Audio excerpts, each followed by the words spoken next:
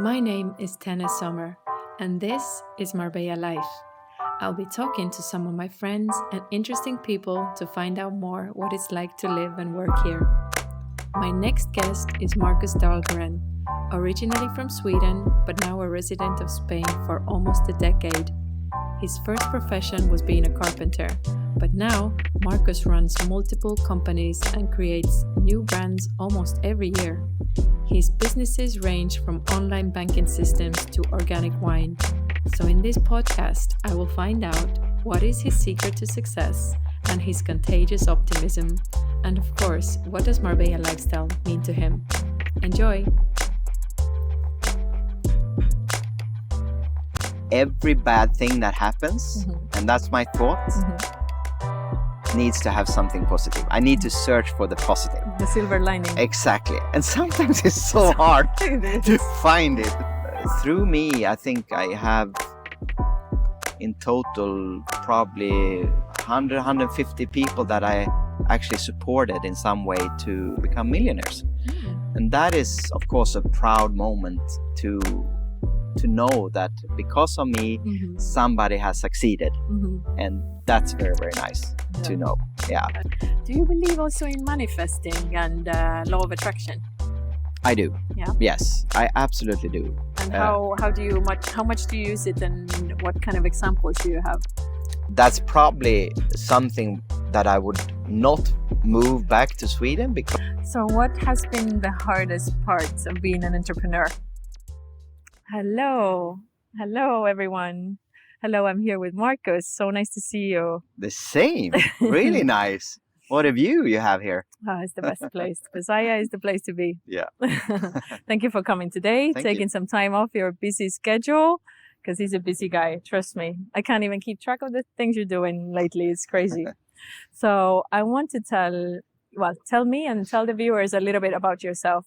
Where do you come from? A little bit about your background. And I know it can be a long story, but... That can be a very long story. Well, I'm actually born in Sweden. Been traveling around, living in different places on this planet. Everything from Africa to US for a while. You lived in Africa? Yeah, I don't my even parents. know that. My parents moved to Africa when I was 7. Oh my God. Yeah, so I lived there for a couple of years. Yeah, and then we moved here soon 10 years ago to sunny Spain. The best. Yeah. So I'm actually started my career with working as a carpenter. A little bit earlier, actually, as a sound engineer. So I was out touring with different groups all around Sweden and Europe, following different, doing the sound. And then I started as a carpenter and was doing the sound on my free time, having a music studio in the basement. That you built yourself? Because you're a carpenter? Well, not the sound engineer products. I bought them in England. I went over there, and I was quite young actually when I started. So I always been working with something and doing something. But music has been a big interest of mine. So carpenter, I recognized quite quickly that it was maybe not for me. It was fun in the summer because you were outside. It was nice, but in the winter, well, it was cold. And usually you thought you were going to be inside, but in the summer you were inside and in the winter you were outside. So I thought let's skip this and try to find another path in life. So what was the next path? So the next path was actually that I started with sales. So I went out and I started selling different products. I worked for a sport kind of card in Sweden. And I worked with alarm system. I worked with different direct sales company, everything from health products to skincare products. So I worked there, few different companies, and then built up a really, really good salary and income. And then I started my own company and started doing it myself. But I think when I met you, you were still working for some company and you were doing really good. Yeah. So what gave you that idea to switch from working from someone and doing so well, and then to start your own entrepreneurship? It's a big change. It is. And it's probably scary. So what made you make that move? Yeah, I actually had a very, very good commission as well from this company. And it was a little bit scary to move on and do something yourself. But I felt it was time. I felt it was time to do something different. And I've always have a passion for people and to try to find solutions for people to either earn extra money or be happier or develop themselves or something like that. So it's been a big thing in me. And when that kind of challenge disappeared in the company I'm working with, I didn't develop and I didn't see the potential of other people developing and doing well. Well, I was done. Okay. Yeah. So what are you doing now? Well, it's not an easy question. What do I not do? Simple answer. No, it's not a simple way to explain that. But well, we do a few things. We have an e-commerce platform that we are selling a lot of different products. It's called Good Avenue, and it has a potential to take companies that wants their product out to the masses and maybe don't have the economic situation where they can do marketing and so on to put them somewhere. So we want to help them and bring them into our platform. And it has to be a purpose. Every company that is on the platform needs to have a purpose of giving back to the environment or to poor kids or maybe changing the world in some end. So that is something that we are eager to have on this platform. So it's different. It's not going to have all different products that you can choose from. It's going to be more specific for good products that works and also are a good design. Okay. Because most good products kind of lack the design because it should be so healthy so it tastes really bad or it should be so good for the environment so it really looks bad. So we try to find solutions where it actually tastes good but it also needs to work and look good. So the combination, it's difficult to find actually those kind of products and those kind of entrepreneurs that wants to get a product out that have a good idea. Because you can have the best idea in the world, but if you don't have the marketing channels, well, it's hard. Yeah. So that is a big concept of us. And then we have a marketing company that helps Good Avenue to get the products out. Very good. Yes. So, and that's called Giver. And that is a kind of a marketing place for people that want to earn a little bit extra and want to take the challenge of marketing a new brand and a cool brand like that. So that is one part. And then we have a third part, and that is brand building. So that is something that I've always been interested of, to build brands, to create brands. You've always been building carpentry in a way. Building, you see, you're taking it to another level. Exactly. So that's good. Yeah.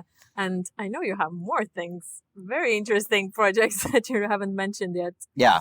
So that is the brands, more or less. So we have everything from watches. We have a Hauger watch company. We have sunglasses, Saint Roche. We have a wine company that I'm really in love with. It's really nice. It's really good. A rosé blush that we started with, and then we're going to come out with a lot of new exciting products there.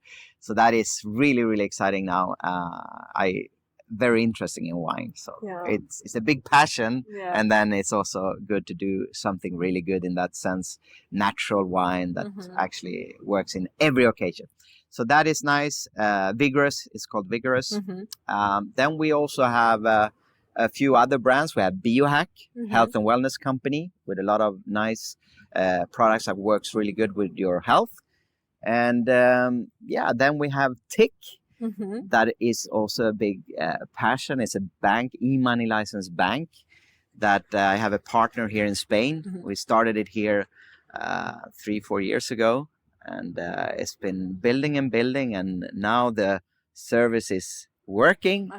We are launching it Amazing. out in a big way, and I'm really, really excited to see where that can lead us, because banking is, it's changing. It's changing. Yeah. It is. I mean, it's not normal now to only have your only bank and where you have your loans and everything. You need to have flexibility when you're traveling and cost effective.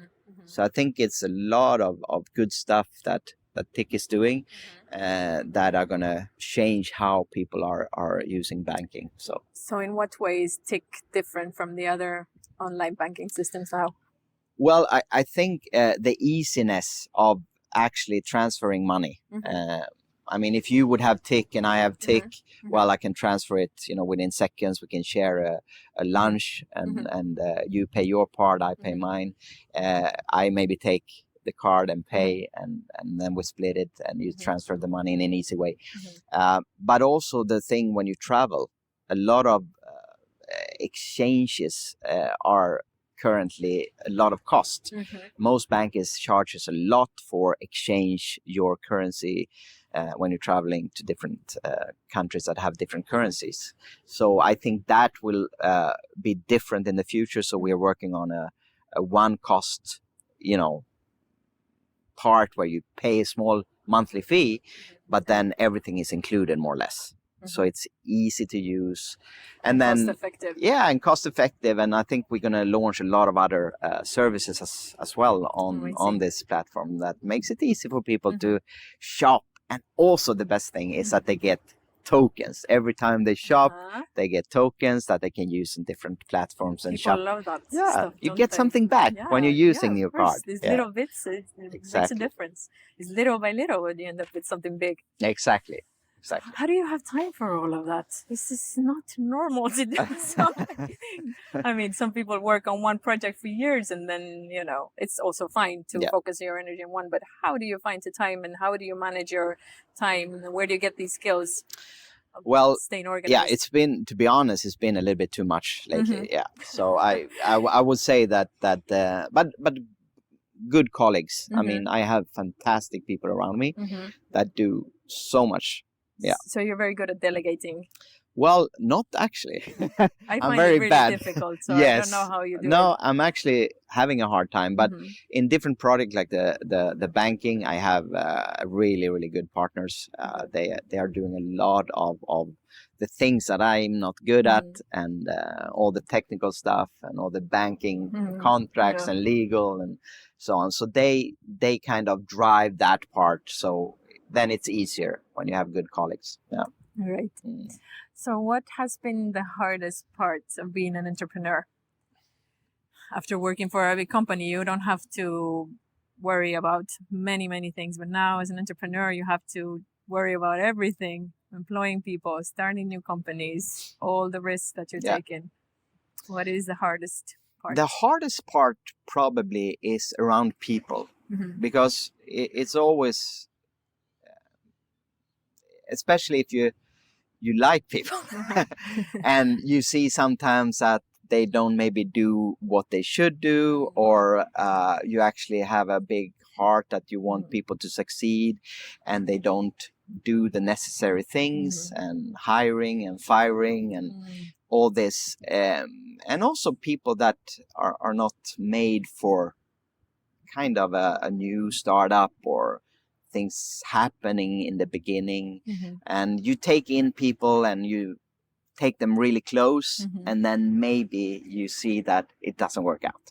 So that is probably the hardest part, to see people maybe are not grateful for what you do. Some people are grateful, but they're not doing what they should do. And so people are the most difficult for me when it comes to running a company or running anything, really, to find the right people.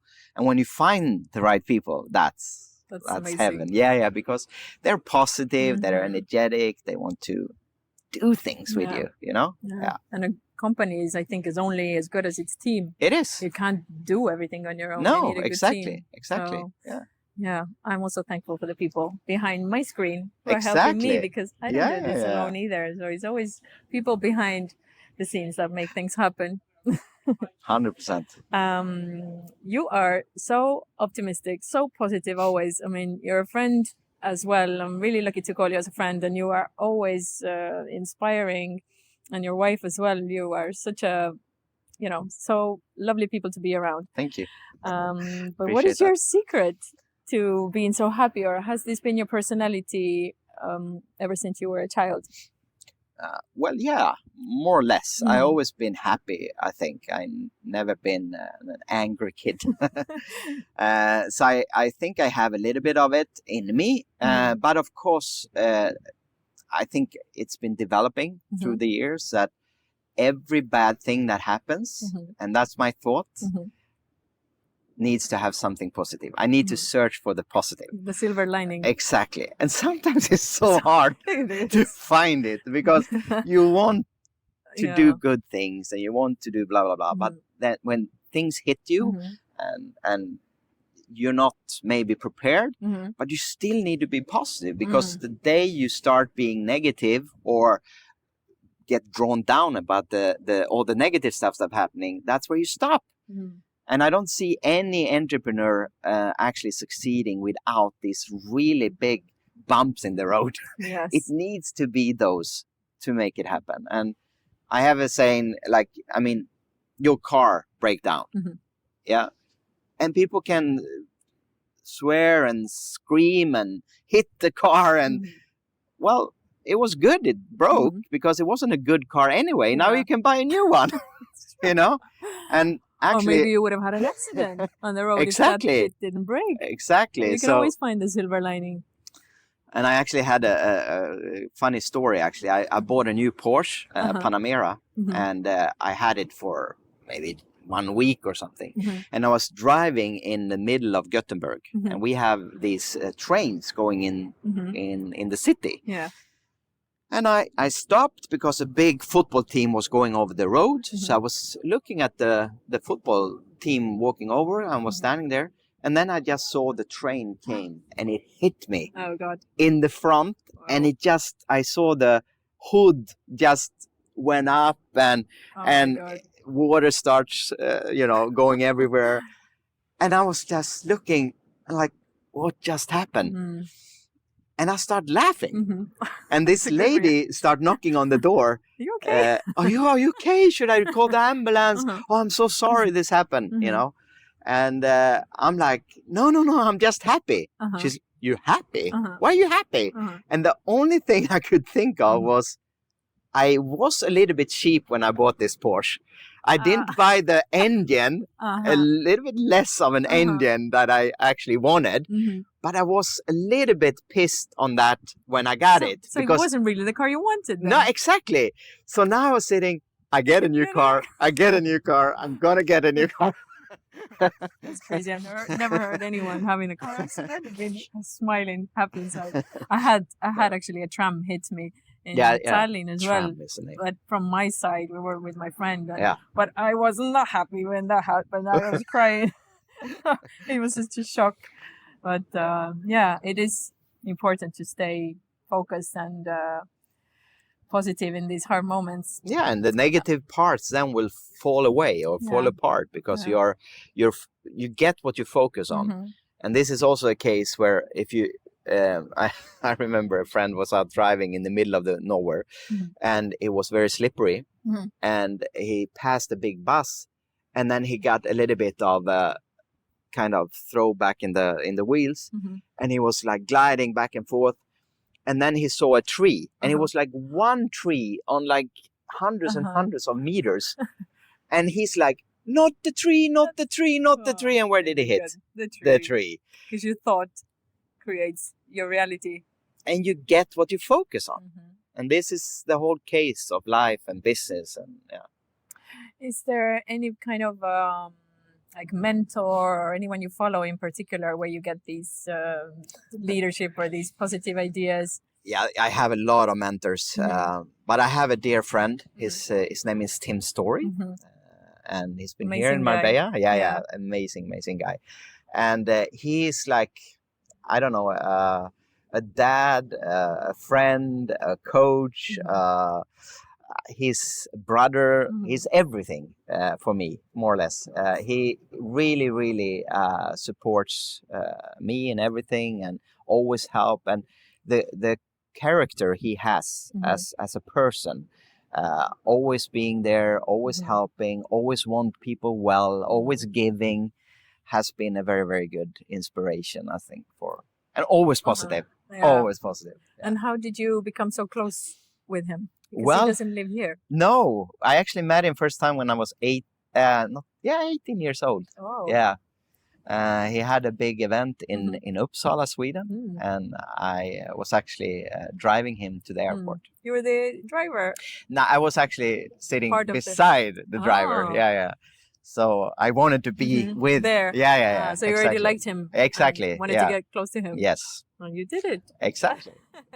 Exactly. Amazing. So it was a nice time. Yeah. What are some of the hardest times that you've had, and how have you come over those times? Is there anything in particular? Well, yes. Going into COVID, I would say was one of the hardest periods of my life. I mean, I have had a lot of challenges. I would say. But COVID was more. It's more of a new experience that you go into something that you're not, and you can't control it. And you can't control it exactly. Your feelings, your positivity, it doesn't matter so much because it matters the most actually. But yeah, it's something that you can't control. Everything else we've been thinking we can control, but this we didn't know how long it's going to last and what's it going to do.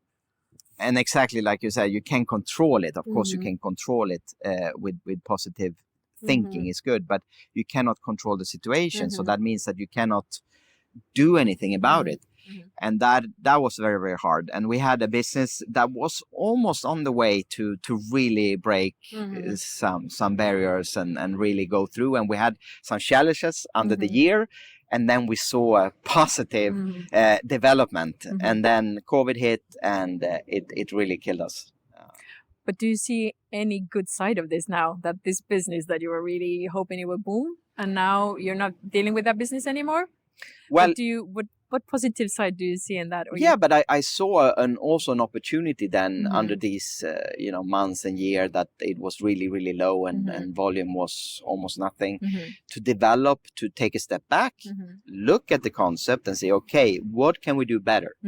How can we develop this so it's actually are proven for the future? So if something like this happens again, we're ready. Perfect. Yeah. So it was necessary actually to get that experience. It was. This episode is brought to you by Besaya Beach and Tikitano by Besaya. Visit my website to find out more about these beautiful restaurants. Do you believe also in manifesting and law of attraction? I do. Yeah. Yes, I absolutely do. And how much do you use it, and what kind of examples do you have? Well, like, do you do a vision board? Do you write down your goals? Do you do some meditations? There's one thing that you were into a little bit, like it all starts in your brain, your thoughts. So if you start thinking of things you want to achieve, that's the first step. But then I took it one more step, and that is actually to start talking it out, because words are powerful. Yes. And your tongue is like a boat, like the wheel on your car. It's like you control with your tongue. What you say is very, very important. So I started proclaiming or saying what I want as well. So it's not only up here, it's also out there. And that is very, very powerful. And then the third thing is actually to do something. Yes. You can't just sit. No, exactly. It needs to be action. Yes. So, and that is the third thing that most people are, when they maybe watch The Secret, I don't know if you watched it, very, very good, movie about dreaming and, but sometimes they forget a little bit also that you cannot just dream and get a bicycle. Yeah.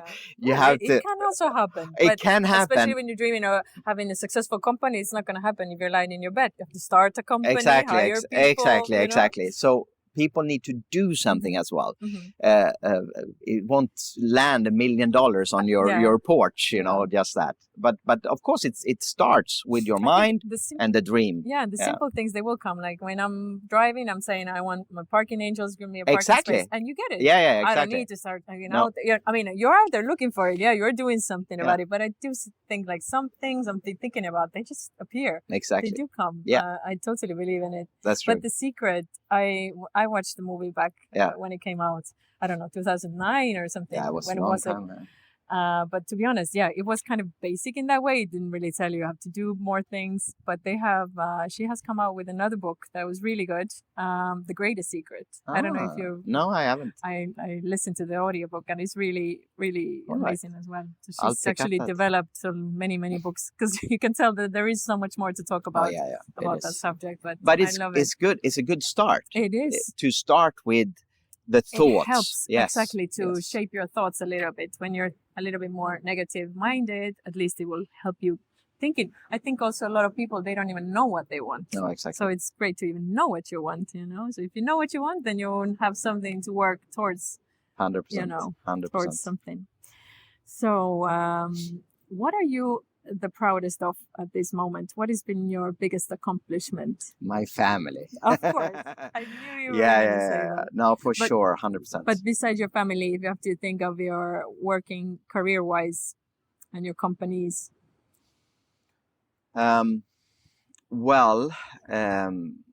Through me, I think I have in total probably 150 people that I actually supported in some way to become millionaires. And that is, of course, a proud moment to know that because of me, somebody has succeeded. And that's very, very nice to know. Yeah. Nice. So that I'm very proud of. Yeah. You should be. Yeah. What are your goals now for the next year or 5 years? Or where do you see yourself going? So we actually bought a new company. You weren't busy enough. No, exactly. So we bought a new company here this summer. Last summer, and we are now developing it and launching it here in a couple of months.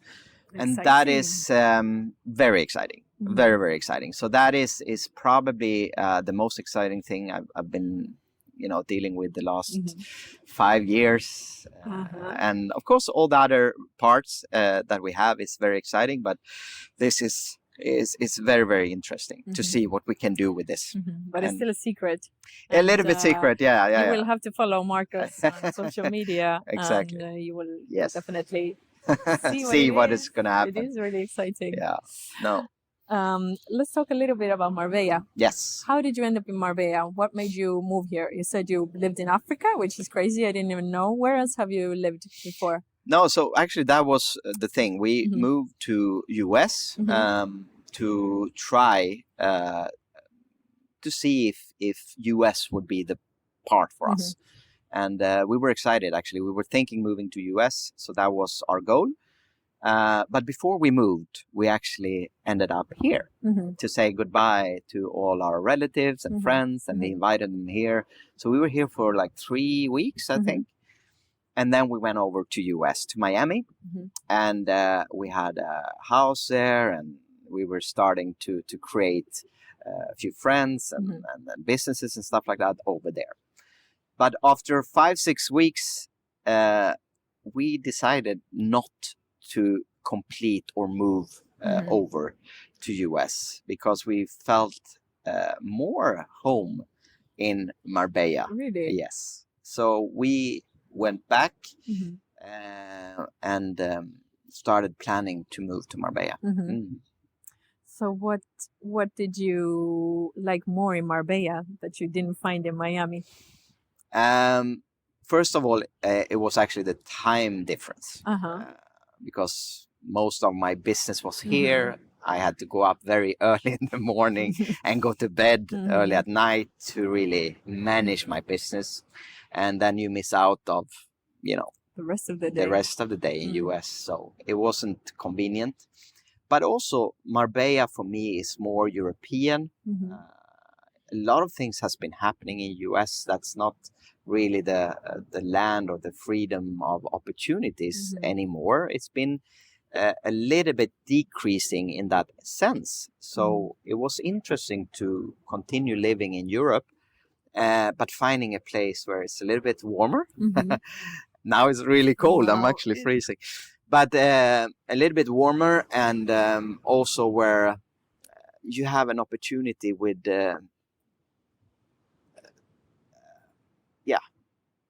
going home to Sweden if I want to, meeting my parents or relatives. So and it you was, have a big Swedish community here as well.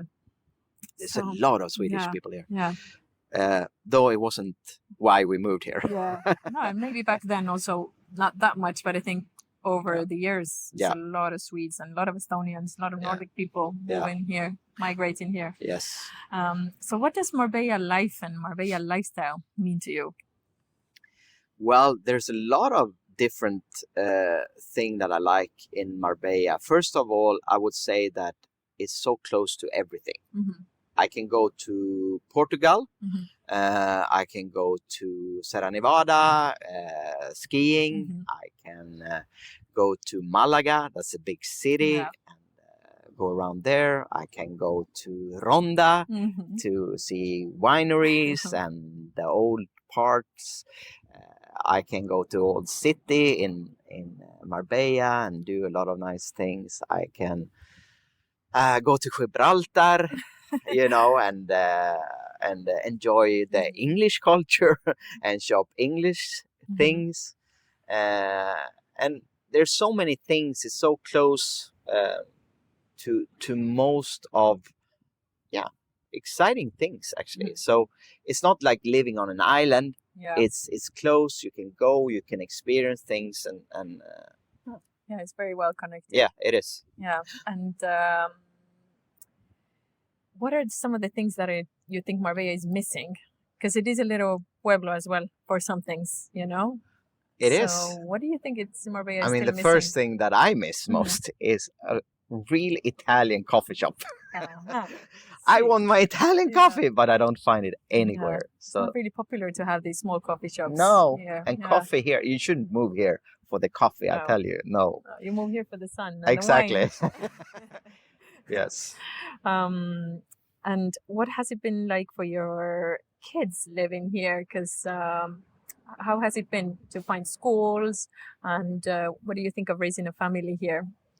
I think it's fantastic. I mean, that's probably something that I would not move back to Sweden because the kids' education, the kids just being out on the beach, playing sports all year round outside, the different cultures that comes in here, all different countries, people from Russia, from US, from England. I mean, it's such a big and nice community from all different parts of the world that are collected here now.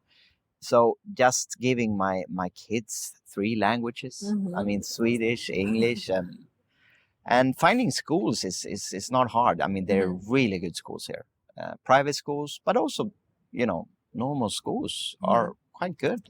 And how do you find the prices or the cost of the private schools? Because in Sweden, I guess the kids would usually go to a public school. Like in Estonia, we hardly have any. We have a few private schools, but it's very normal to go to a public school. Whereas here, people are really, there's so many private schools. And if, they want the international or the British curriculum, they usually have to put the kids into a private school, which can be quite costly. Yeah. So, I mean, you need to take that in considerations, of course. But I mean, what's more important than the kids? So for me, it's a easy choice. If we can live a little bit, worse, but give the kids a really, really good school. I think it's a fantastic thing for them. But in one way as well, like you say, it's free in Sweden. It's all free, but also people and kids maybe don't take it so serious. So that means that school is more like a must. Here is better because they focus on the kids, what they're good at. And I think that is lacking in a lot of schools all around the world, is that focus on what the kids are good at and what they like, and get them really good there instead of being half good in so many things. Oh, I didn't know they do that in a lot of private schools, they see the talent of the kids and put more of that into their because Montessori is very much like that. Yeah, we exactly. see what the kid is interested in the math. Okay, then we push more the math side. Yeah, exactly. No point to make that kid run fast if he's good with numbers. Exactly. Yeah. So what do you do on your free time, if you have free time at all? Obviously, you have your family. Yeah, I mean, family parts are quite important. But I'm out walking in the woods, in the nature. It's a lot of nice places here. Which are your favorite hiking trails here? La Concha. Yeah. Yes, I love La Concha. Yeah. I mean, just going up there and seeing the view. And how many times have you been up? 20, 30 times maybe. Oh my God. Yeah. Something like that. Yeah. That's amazing. Yeah. So I try to go, every second month or every month sometimes. So yeah. And you go without a guide? You go alone? Yeah, sure. Because I think first time I've been told that you should go with someone. Yeah. Because it's a little bit scary, some parts of it. So yeah. But once you go a few times, you're good to go. And sometimes you don't need to go up on La Concha. So many times we just go around in that area because it's so different nature, and you have everything from olive gardens to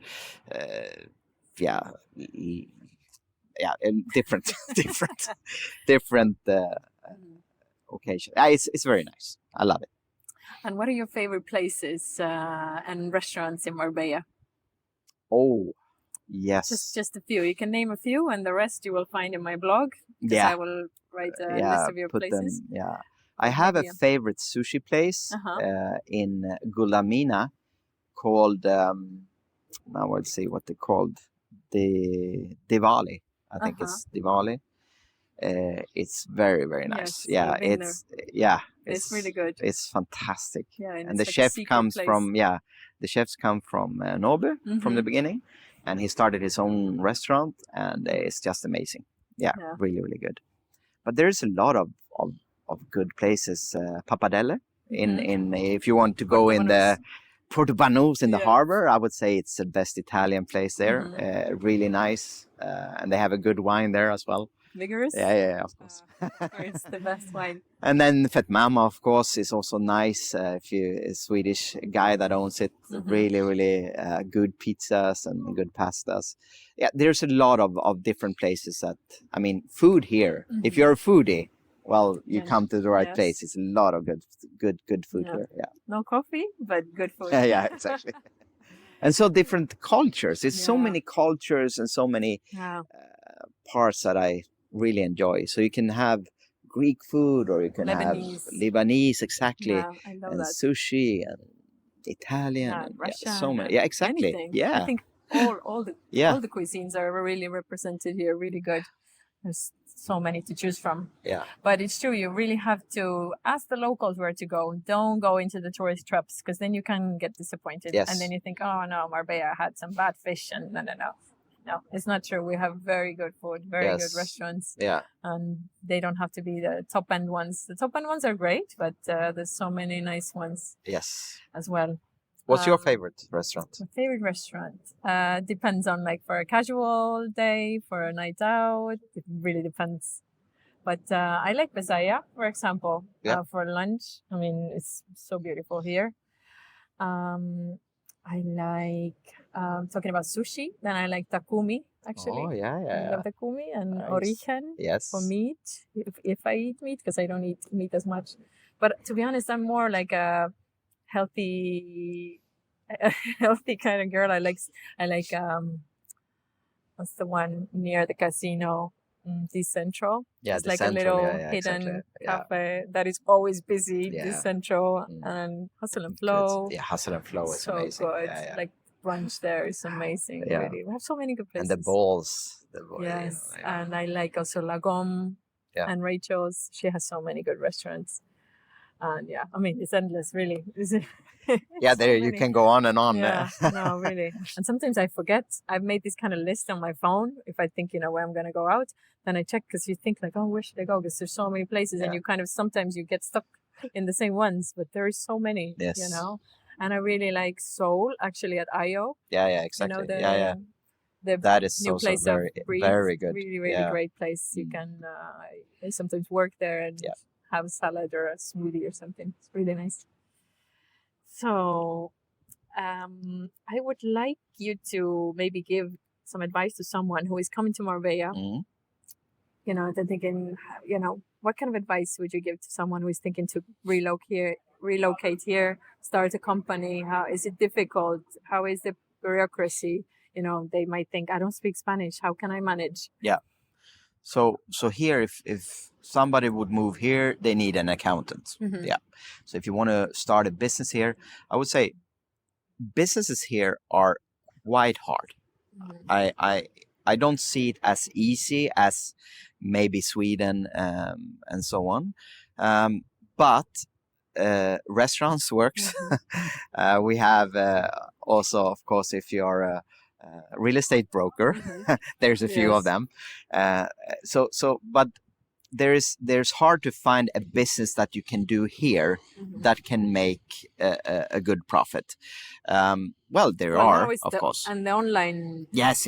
And now most of the things are online. So if you have a business that's online and you can work from anywhere, it's a fantastic place to do it.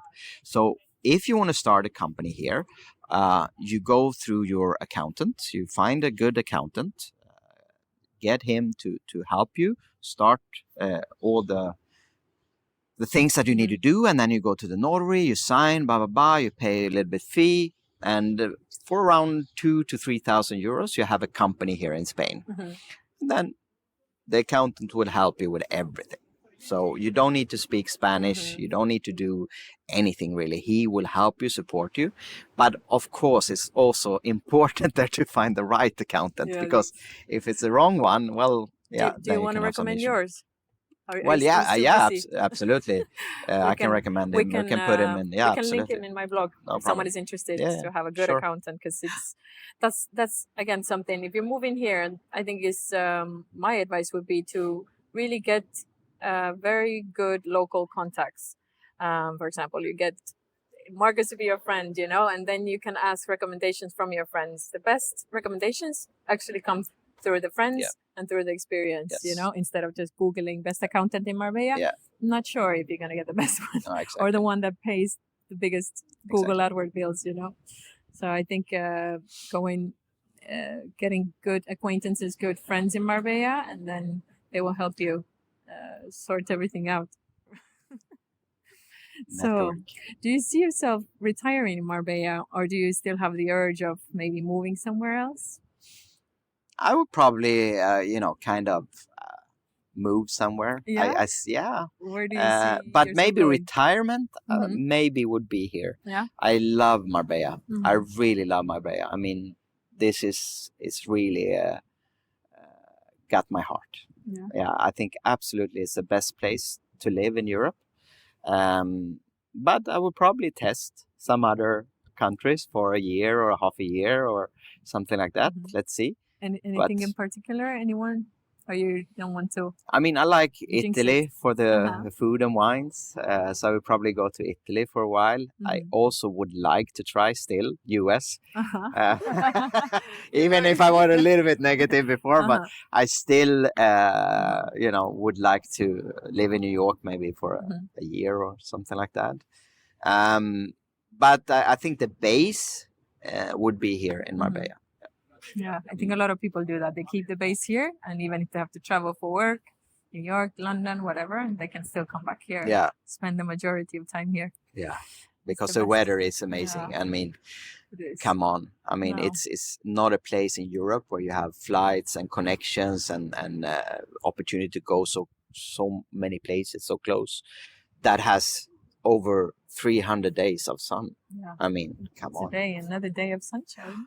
Amazing. And every morning you wake up and you see the sun. That's what makes us happy. Yes, it's true. It is true because I mean, for me, weather is super important, and I love Estonia as a country, amazing country, but the weather, really, let's not even go there.